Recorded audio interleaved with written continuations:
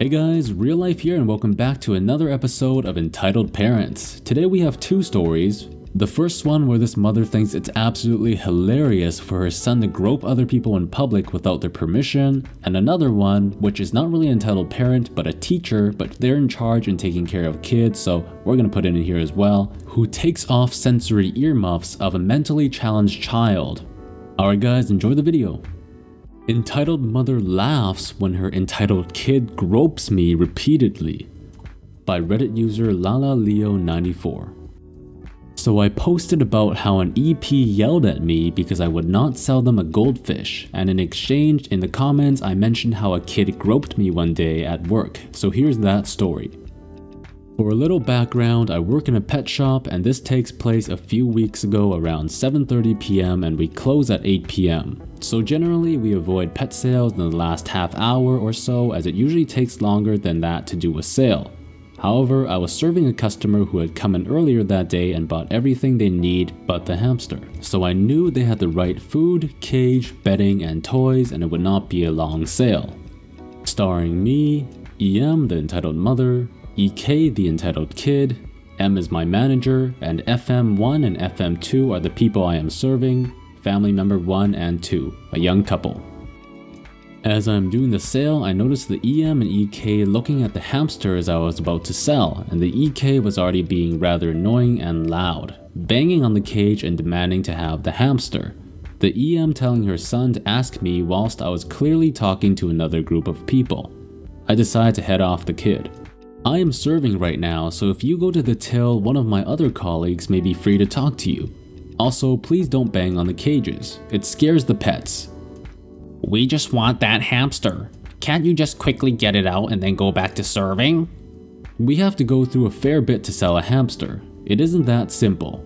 Like I said, one of my colleagues can go through it, but it is unlikely for us to have the time to sell one tonight. I then go back to serving the couple I am with and talking about the possible health issues whilst the EM walks towards the till looking slightly annoyed, but oh well, she would be my colleague's problem. As I go through everything, the EK hangs around, but at least he doesn't bang on the glass again, so I just wait for him to move off once he gets bored. Though as I get the boxes out to check the hamster over and box it up, the EK realizes the hamster he wants is being sold and runs off to EP, who was talking to my colleague, crying about how I am selling the hamster. Poor kid. Guess his mom should have brought him earlier on. Pretty sure he should be in bed now anyway. I wish I was in bed right now.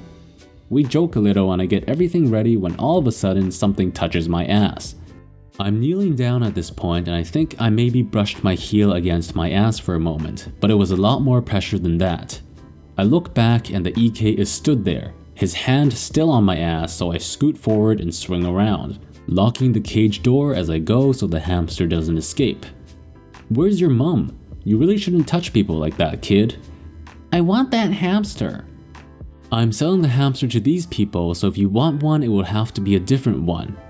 Go find your mom, little guy. It is mine. Mommy says I can have what I want. Give it me. The kid starts crying and reaches forward and grabs my chest area and squeezes my breast repeatedly in a groping-like motion, not as if grabbing my shirt, causing me to jump up just as my manager is walking over, looking very confused as to why a kid was touching me at all. She knows I'm not fond of kids at all. Where's his mom gone? They look around for her, annoyed as it is getting towards closing and obviously I should have been done by now with this sale. Everything alright? The kid has grabbed me twice. Groped her, not like he grabbed your hand. He grabbed my bum and now my chest. Just then the EM walks over to her crying son, who latches onto her leg before she picks him up. What did you do to my kid? She sounded rather annoyed. He inappropriately touched my employee twice. She laughs. The woman actually laughs at the fact her spawn groped me. He likes grabbing people to get their attention or for comfort, especially ladies with big breasts. He is a kid. It's not weird. I will note I have double D's, but they are not what I would consider big. It's weird for anyone under 16, our age of consent, to grab a grown woman's ass. And who are you? Why don't we go over there and my employee can finish the sale? The EM sees to see sense and walks off, putting the EK down as she goes. He looks 5 to 6 and not very light. However, she doesn't hold EK's hand or anything, so he whirls back around and tries to get past me to the hamster's cage, pushing me, harshly grabbing at me, getting my hip close to my crotch, which hurts, so I shift and the EM is chuckling a little and leaves it a moment before she gets her kid off of me. Ouch, that hurts. Can you please stop? I move away from him as it hurts. The EK has decent nails on him. He is just tired and wants a hamster. I think you're overreacting. I am going to have to ask you to leave. We are closing soon and your son's actions are making people uncomfortable. The EM huffs and actually leaves, muttering, which isn't nice. She didn't yell, but I am a little shaking that she thought it was funny for a kid to touch me in such a way. I finish the sale, the couple rather shocked a kid acted in that manner, and the lady makes sure I am okay before they pay and leave with their new pet. My manager drove me home that night as well. She said she'd seen older men and women grope their employees before, but never kids. And I had been groped before whilst I worked in healthcare, but not by a kid. When an older man with dementia who also had a stroke grabs you and makes a comment about nurses, it is easy to brush it off.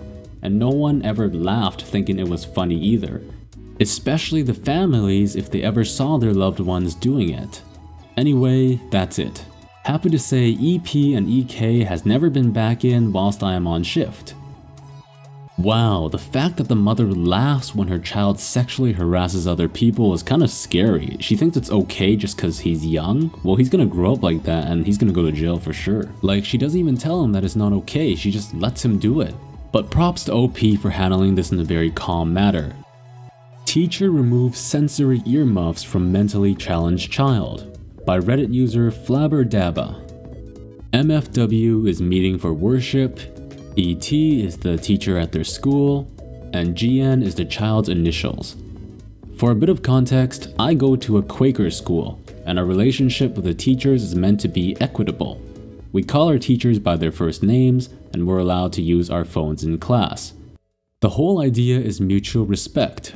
Every Monday, Thursday, and Friday morning, instead of assemblies in most schools, we have meeting for worship. It's a Quaker practice, where we sit down for 30 to 45 minutes in silence to reflect on the mind and relieve stress and worries.